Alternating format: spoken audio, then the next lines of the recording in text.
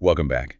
So we've established that proactive safety, it's about more than just reacting to incidents. It's about really being proactive and looking for those hidden hazards, before they cause problems. But what are we even looking for? What are these hidden hazards? Well, it's actually, you might be surprised by just how many hazards can be kind of lurking in a workplace that seems safe. It's not just about the obvious, physical dangers like some heavy machinery or a slippery floor or something like that. We really need to consider the less obvious but equally dangerous hazards too. Okay. All right. I'm all ears. What are some of these, hazards we might be overlooking? Okay, well, let's start with chemicals. A lot of workplaces use cleaning products, paints, solvents. Even something like dust particles, right, in certain industries can be a real hazard. Right. And then you've got your biological hazards, bacteria, viruses, mold, allergens. These are often, invisible to the naked eye, but they can have really serious health consequences. Okay. So chemicals and biologicals. Got it. What else? And then, oh, don't forget about ergonomic hazards. So think about things like repetitive motions, poor posture, badly designed workstations. These might not cause, like a dramatic injury right away, but over time they can lead to some long-term health problems. Things like musculoskeletal disorders. Wow. I'm already feeling a bit self-conscious about how much time I spend hunched over my laptop. Right. And that brings us to a category that I think is often overlooked, the psychosocial hazards. So think about things like work-related stress, bullying, harassment, even just poor communication. These things, they can really take a toll on employees' well-being and their productivity. So we're talking about really anything that can negatively impact, our physical or mental health at work. Yeah, That's a pretty broad scope. it is. And that's why a systematic approach to risk assessment is so crucial. We really need to train ourselves to look beyond what's right in front of us and consider all the different potential sources of harm. But it's not enough to just identify the hazard, right? Then we need to figure out how to control them. Okay, so let's say I've, walked through my workplace and I've identified some potential hazards. What's the next step? Well, that's where this really powerful tool comes in called the hierarchy of controls. Okay, so think of it like a ladder. At the very top, we have the most effective ways to manage risk.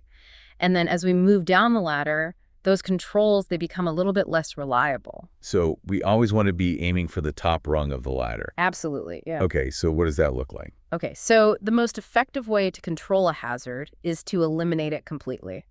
So if you can remove the hazard from the workplace entirely, then you've essentially eliminated the risk. Yeah. Yeah. Okay, that makes sense. But isn't that, sometimes just impossible? You can't just get rid of every potential hazard. You're right. Elimination, it's not always feasible. So that's where the next rung of the ladder comes in, a substitution. So can you replace that hazardous thing with something that's less dangerous? So if I can't eliminate the hazard completely, I look for a safer alternative. Exactly. Okay, can you give me an example? Sure. Let's say you have some workers who are handling a really harsh cleaning chemical. Okay. So substitution in that case might involve finding a cleaning product that's less toxic, but can still, get the job done effectively. Okay, so we've got elimination and substitution. What if those options, just aren't possible? What's next on this ladder? All right, next up we have engineering controls. So these are physical changes to the workplace that are designed to, minimize risk. So think of things like guardrails on staircases, machine guards on equipment, maybe ventilation systems to remove those hazardous fumes, things like that. Yeah. These sound like more kind of permanent solutions. Is there a scenario where even those engineered controls just aren't enough? You're right, they can be more involved, yeah. And sometimes they're just not practical or they're not completely effective on their own. That's when we move down to what are called administrative controls. So these focus on changing the way people work to reduce that risk. So instead of changing the physical environment, we're kind of changing the behavior. Exactly. So this could be things like implementing safe work procedures, providing training, rotating workers to reduce their exposure, maybe scheduling tasks for less busy times to minimize the risk. Okay, so we've worked our way all the way down this ladder, and we're at the very bottom rung. What's our last resort? Well, unfortunately, at the very bottom, we have personal protective equipment, or PPE. Wait, PPE's at the bottom.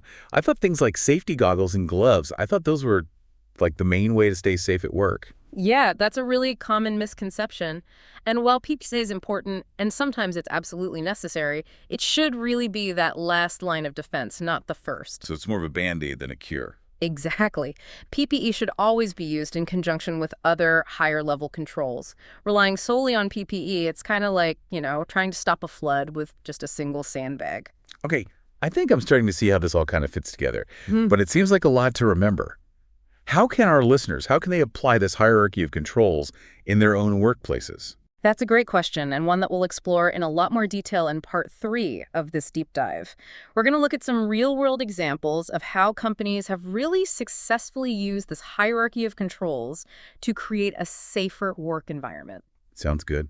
In the meantime, listeners, we challenge you to think about, a potential hazard in your own workplace. What could go wrong, and where would that fall on the hierarchy of controls?